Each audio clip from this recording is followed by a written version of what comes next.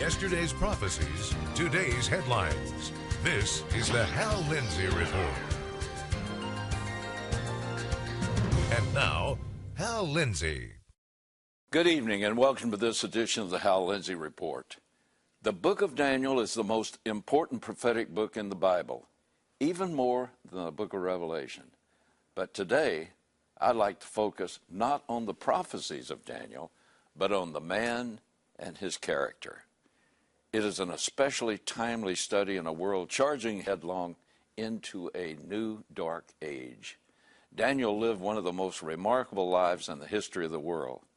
Even as a teenager, he changed the course of history. But in the story I want to examine today, many years have gone by. The Medes and Persians had defeated the Babylonians and taken their empire. Darius now ruled. For about 20 years following the death of King Nebuchadnezzar, it had seemed like Daniel's career was over. But as happened to him so often, he quickly rose through the ranks again. It seemed good to Darius to appoint 120 satraps over the kingdom, that they should be in charge of the whole kingdom. So the vast empire was run by 120 vice-regents. The satraps were accountable to commissioners, and over them 3 commissioners, of whom Daniel was one, that these satraps might be accountable to them, and that the king might not suffer loss. Now in his 80s, Daniel once again rose to become one of the most powerful men in the world. Then this Daniel began distinguishing himself among the commissioners and satraps because he possessed an extraordinary spirit, and the king planned to appoint him over the entire kingdom. Then the commissioners and satraps began trying to find a ground of accusation against Daniel in regard to government affairs, but they could find no ground of accusation or evidence of corruption, inasmuch as he was faithful and no negligence or corruption was to be found in him. When this man, this Jew, grew in power and influence, it created jealousy among other high-ranking members of government. As the world grows darker, God can and will prosper and care for his people, but don't expect everything to be easy. Psalm 34, verse 19 says, "Many are the afflictions of the righteous." But the psalmist doesn't stop there. He goes on to say, "But the Lord delivers him out of them all." He proved it with Daniel. Then these men said, "We shall not find any ground of accusation against this Daniel unless we find it against him with regard to the law of his God." Daniel here embodies something that Peter told the church. If you're reviled for the name of Christ, you're blessed, because the Spirit of glory and of God rest upon you. By no means let any of you suffer as a murderer or thief or evildoer or troublesome meddler. But if anyone suffers as a Christian, let him not feel ashamed, but in that name let him glorify God. Jesus told us to expect persecution, but for his name, not for evildoing. That's the way it was with Daniel. They looked for wrongdoing, but found him above reproach. So they went after the very thing that made him so exemplary, his devotion to God. Then these commissioners and satraps came by agreement to the king and spoke to him as follows: "King Darius, live forever. All the commissioners of the kingdom, the prefects and the satraps, the high officials and the governors have consulted together that the king should establish a statute and enforce an injunction that anyone who makes a petition to any god or man beside you, O king, for 30 days shall be cast into the lion's den." That sounded great to Darius. It was the very kind of thing that might strengthen a king's hold on his kingdom. And the best part was that all the high government officials were in agreement. Leaders are always vulnerable to those to whom they have given power.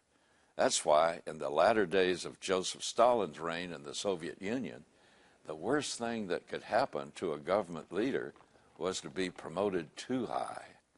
To be placed in Stalin's inner circle meant that it was just a matter of time before he saw you as a threat and executed you. One other nice thing about that word all was that it seemed to include his most trusted servant, the wisest among them, Daniel. Maybe it was the flattery that got to the king, King Darius, but for whatever reason, he didn't realize that these men were lying to him. Daniel had not agreed. I doubt he was even consulted. Now, O king, establish the injunction and sign the document so that it may not be changed according to the law of the Medes and the Persians, which may not be revoked. The king of the Medes and Persians was an incredibly powerful ruler, so powerful that even he could not overrule his decrees. The phrase, the law of the Medes and the Persians, meant unalterable. The king signed the law, and the trap was set. We'll find out what happened after this message.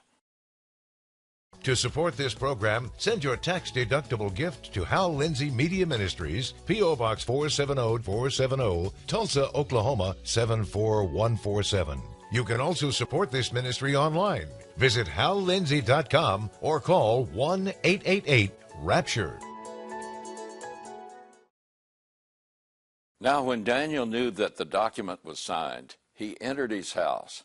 Now in his roof chamber he had windows open toward Jerusalem, and he continued kneeling on his knees 3 times a day, praying and giving thanks before his God, as he had been doing previously. Daniel knew the document had been signed. He knew it was irrevocable. He knew the penalty, and he went to his house, kneeled toward Jerusalem, and prayed as he always had. His prayer life was systematic and regular. Here again, Daniel is a good example for us. He prayed 3 times a day, and a great deal of his prayer was thanksgiving. It wouldn't be a bad practice for any of us. It beats the usual, "Oh Lord, bail me out of this one." Daniel knowingly broke the law. The Bible teaches us to respect and usually to adhere to the laws of man. Jesus paid his taxes even to an extremely corrupt government. Paul taught that God uses human law enforcement for our protection. Romans 13:4 in the Living Bible says, "The policeman is sent by God to help you. But if you're doing something wrong, of course you should be afraid. But what if there is a direct contradiction between man's law and God's? Which one do you follow?" Acts chapter 5 tells us about Peter and others being brought before the high priest and his council. The high priest questioned them, saying, "We gave you strict orders not to continue teaching in this name, and behold, you have filled Jerusalem with your teaching, and intend to bring this man's blood upon us." But Peter and the apostles answered and said, "We must obey God rather than man." We should determine to be like Peter and Daniel. It isn't about us, so we don't need to be making a big show to bring attention to ourselves. But we must pray especially when the law says we may not. And we will preach even when the whole world demands our silence. Daniel didn't do anything violent. He didn't become a terrorist, but he did practice civil disobedience. Then these men came by agreement and found Daniel making petition and supplication before his God. Notice how their plan depended on Daniel's faithfulness. It says a great deal about Daniel's character that they knew he would continue to pray. They knew he wouldn't hide his prayer by closing up his house. They knew he would do as he had always done. Then they approached and spoke before the king about the king's injunction. "Did you not sign an injunction that any man who makes a petition to any god or man beside you, O king, for 30 days is to be cast into the lion's den?" The king answered and said, "The statement is true, according to the law of the Medes and Persians, which may not be revoked." Then they answered and spoke before the king, "Daniel, who is one of the exiles from Judah, pays no attention to you, O king, or to the injunction which you signed, but keeps making his petition 3 times a day." Then as soon as the king heard this statement, he was deeply distressed and set his mind on delivering Daniel. And even until sunset, he kept exerting himself to rescue him. In a moment of self-absorbed stupidity, King Darius' ego had been fooled by flattery. But the moment he heard the accusation against Daniel, he realized how foolish he had been. He worked the rest of the day trying to find a way out of the mess he had gotten himself and his friend Daniel into. But the power of his own word trapped him. It reminds me of the dilemma God faced when Adam and Eve chose death over life with him. He loved them, but he had given his word that sin always carries a death sentence, and his word is infinitely more certain than the law of the Medes and the Persians. Isaiah said, "The grass withers, the flower fades, but the word of our God stands forever."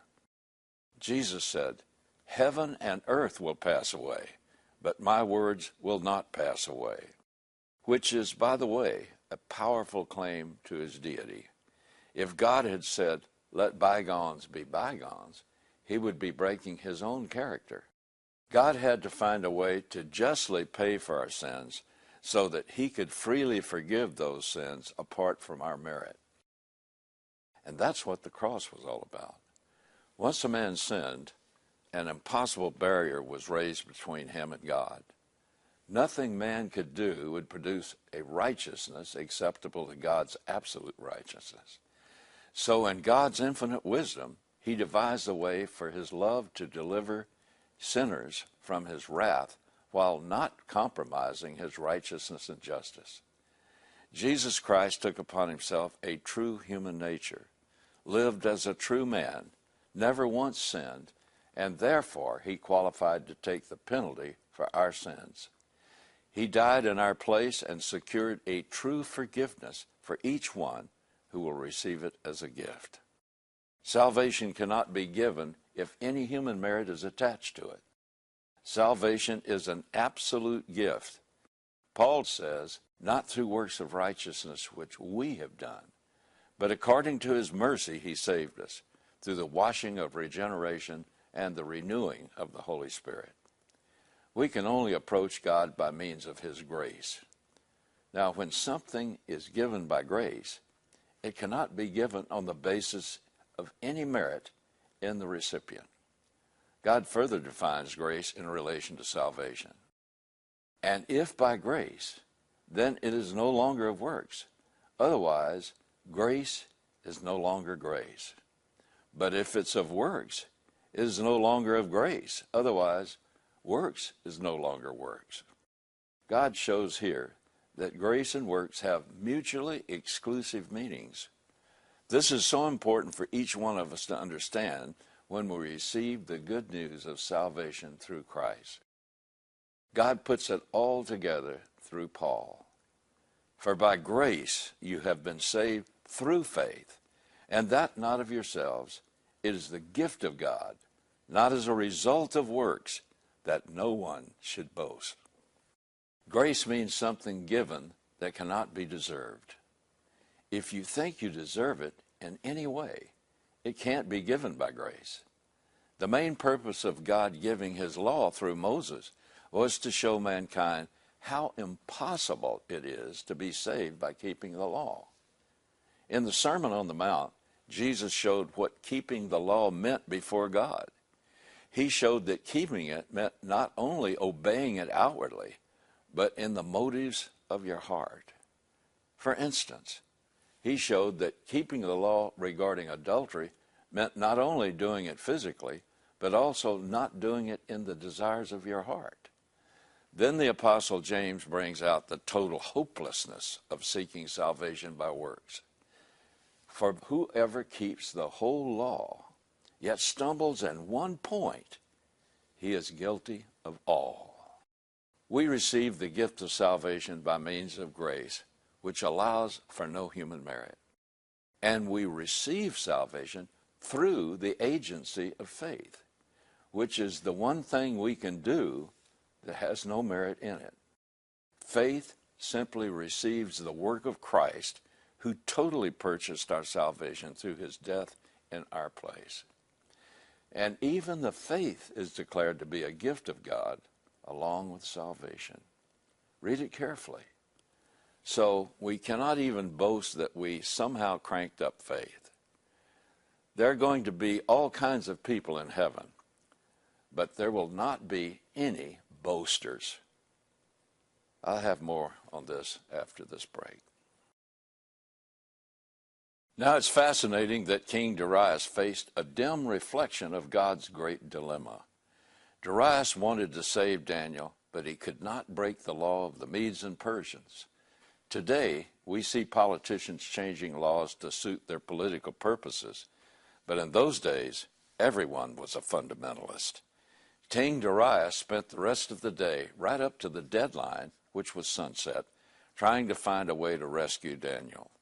Then the politicians came back eager for their 150 pounds or so of flesh.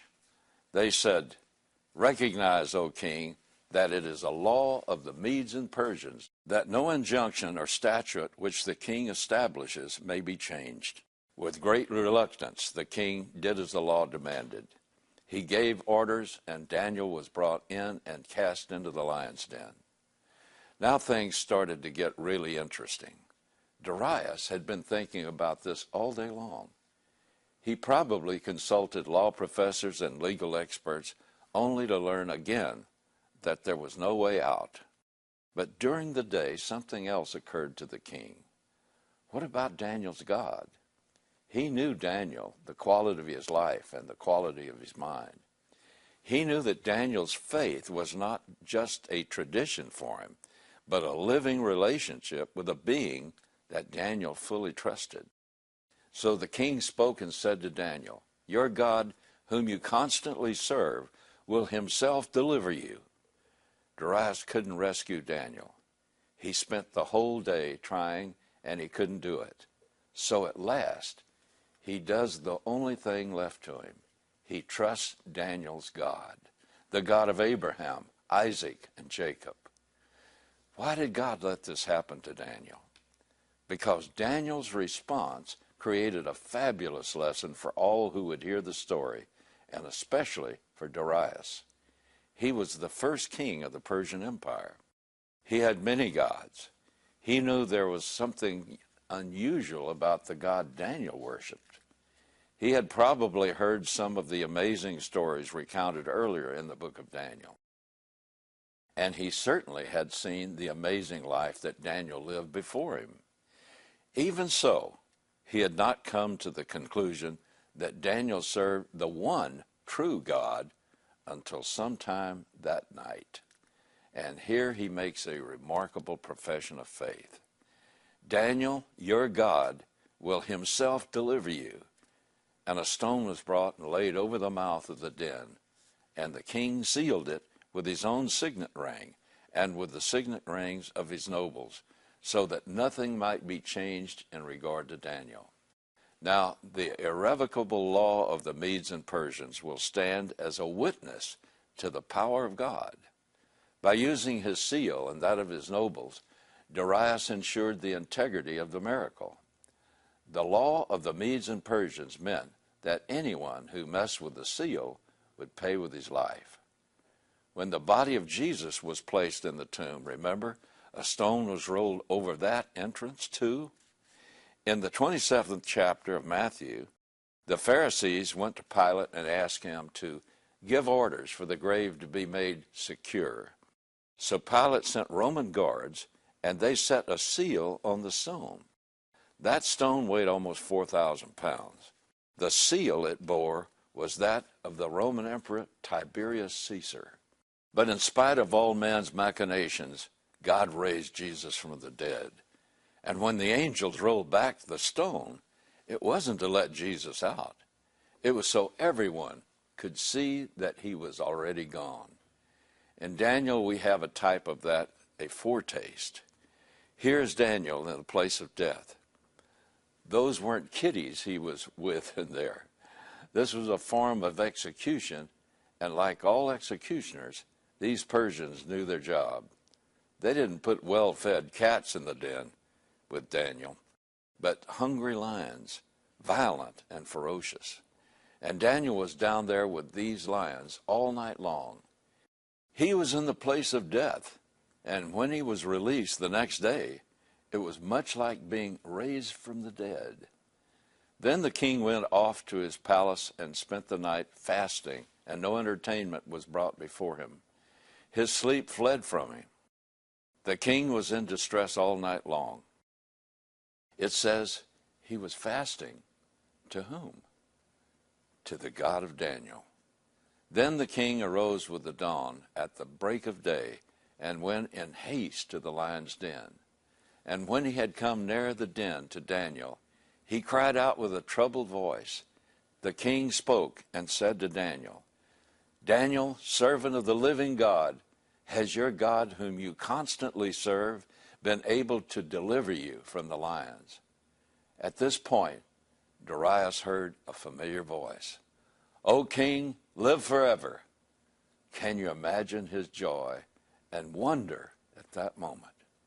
Daniel said, My God sent his angel and shut the lions' mouths, and they have not harmed me, inasmuch as I was found innocent before him, and also toward you, O king, I have committed no crime.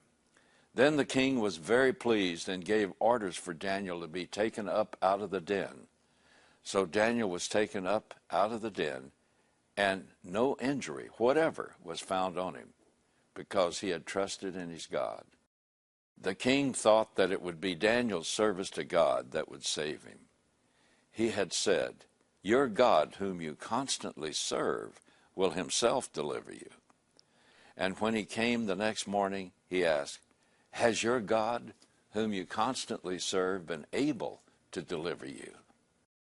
But when he wrote down his story, Daniel made it clear that this was not a deliverance based on his works, but his faith. It was because he trusted in his God.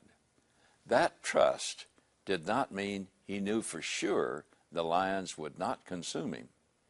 Many decades before, his friends, famously known by their Babylonian names, Shadrach, Meshach, and Abednego, were about to be thrown into King Nebuchadnezzar's fiery furnace. They expressed the faith Daniel must have had going into the lion's den. They said, O Nebuchadnezzar, we do not need to give you an answer concerning this matter. If it be so, our God whom we serve is able to deliver us from the furnace of blazing fire, and he will deliver us out of your hand, O king.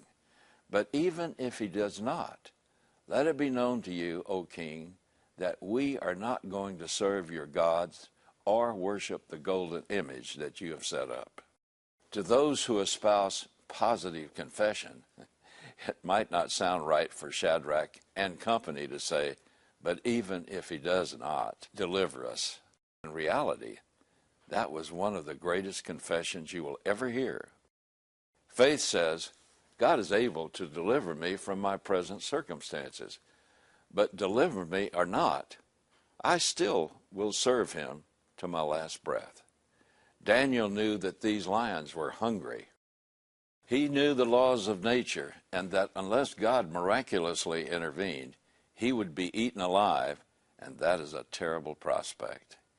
He knew for sure that God was able to deliver him, but like Christians in Roman arenas, he also knew that God might make the choice to bring him home that night. I don't believe Daniel was afraid to die, but he was a human being, and he certainly dreaded the thought of roaring lions ripping him to pieces. Satan surely showed up about this time, I'm sure, trying to give him a mental image of what dismemberment would feel and sound like. Daniel had to have combat faith, trusting the promises of God, not just for a moment, but all night long. What did he do? He trusted and kept on trusting. Through Daniel's witness, King Nebuchadnezzar eventually found the one true God, and he sent out a decree containing his testimony to all the world. The same thing happened with Darius. Then Darius the king wrote to all the peoples, nations, and men of every language who were living in all the land, May your peace abound. I make a decree that in all the dominion of my kingdom, men are to fear and tremble before the God of Daniel. And he went on from there to extol the virtues of the one true God. And by the way, King Darius rounded up the ones who plotted against Daniel and threw them and their families into the den.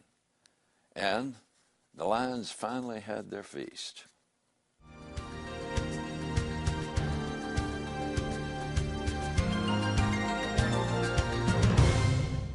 You can't lose if you claim the promises of God and keep trusting Him. That's it for tonight. God willing, I'll see you next week.